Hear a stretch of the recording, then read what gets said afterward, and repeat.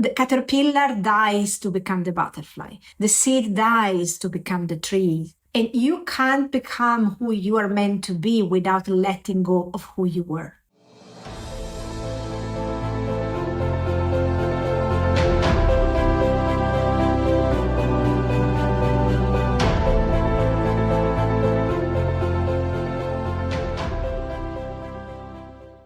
Welcome back to School of Shamanism, and I'm Giada, and this is still Season 1, Walking Between Worlds. Last time we explored dreams, that doorway to the invisible world that opens every night, and how to start working with that comes true.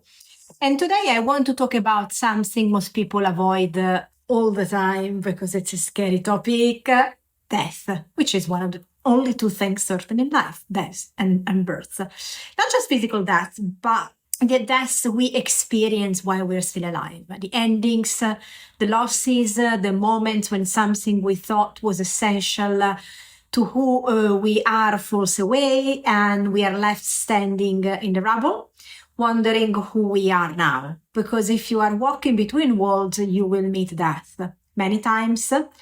And learning to move through it rather than running from it is one of the most important skills of this path in life, and shamanically also. We avoid death because it terrifies us. We live in a culture that's obsessed with youth, growth, and more. And we don't want to think about endings. We don't want to face the reality that everything, including us, will one day cease to exist in its current form.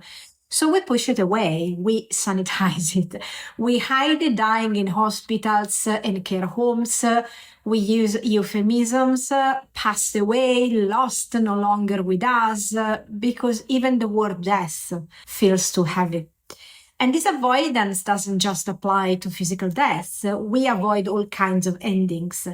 We stay in relationships that have already died because we can't face the grief of letting go. We cling to jobs, identities, beliefs that no longer serve us because the alternative, the unknown, feels unbearable. And we keep things on life support long after they have stopped breathing. But shamanic traditions understand that death is not the opposite of life, it's part of life. It's woven through everything. And when we resist it, we resist the natural flow of existence itself. So in shamanic understanding, we don't die just once.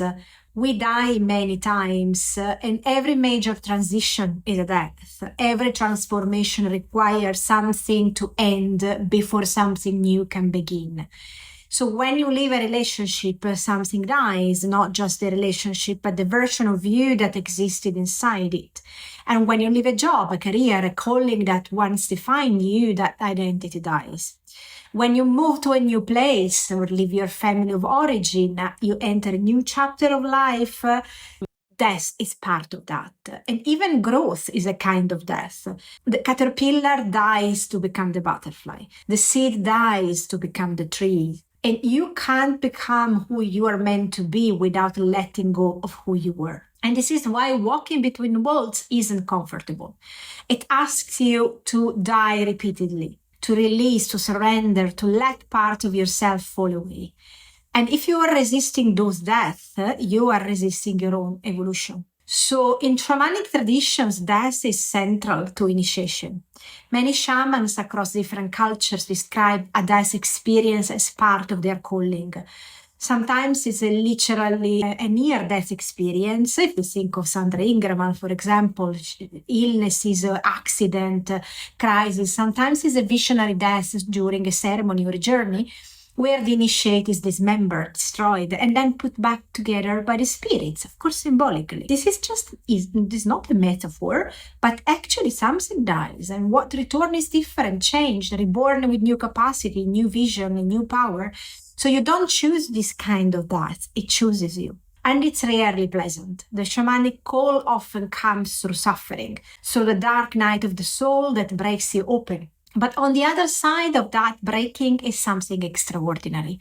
A death you couldn't have reached any other way. a connection to the invisible world that only opens when the ego has been shattered. And if you have experienced something like this, breakdown, crisis, a period where everything fell apart, you might be carrying shamanic initiation without knowing it. And that death wasn't meaningless. It was a preparation. The ego is your sense of separate self, your identity, the story you tell about who you are, your name, your history, your roles, your preferences, your beliefs.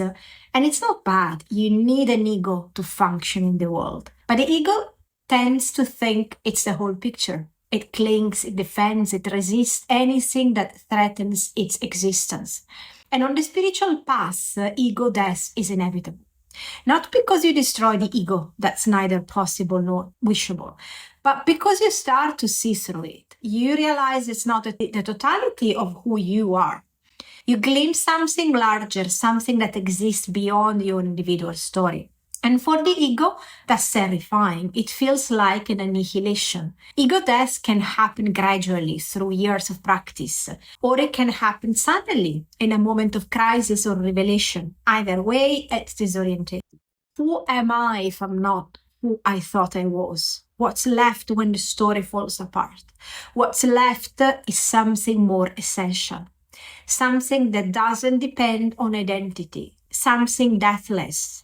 Through you, only you discover that by going through death, you can really understand who you really are. We can't talk about death without talking about grief. Grief is the natural response to loss. And in a culture that avoids death, we also avoid grief. We rush through it, we medicate it. We are given a few days off work and then expected to be fine.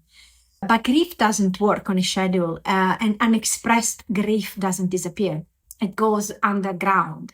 It becomes depression, anxiety, illness. It waits until you are ready to meet it. And in shamanic traditions, grief is sacred. It's honored. There are rituals for it. The tears are understood as medicine, not weakness. And when we allow ourselves to fully grieve, something completes.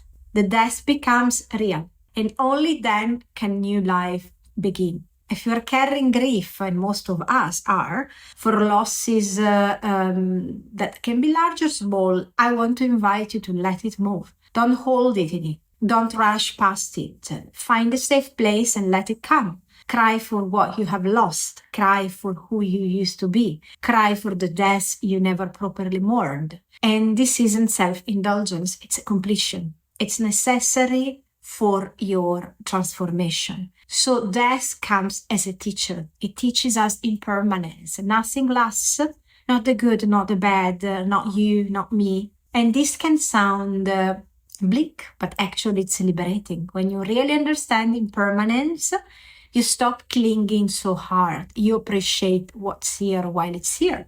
You hold things more lightly. It teaches us priorities. When you are aware that time is limited, you stop wasting it on things that don't matter. You ask bigger questions. You make choices aligned with your soul, not your fear. And it teaches us presence. In this moment is all you have. If there is no guarantee of tomorrow, then this moment becomes infinitely precious. That wakes you up to life, and it teaches us to surrender. There are forces larger than your will, larger than your plans, larger than your ego. That reminds you that you are not in control, and learning to surrender to that, not with defeat, but with grace, is one of the deepest spiritual practices that there is. So you don't have to wait for a big crisis to practice death. There are little deaths available every day. Letting go of being right in an argument, that's a small death. Releasing an expectation, that's death too. Forgiving someone, death of the grievance. Admitting you don't know, death of the ego's certainty.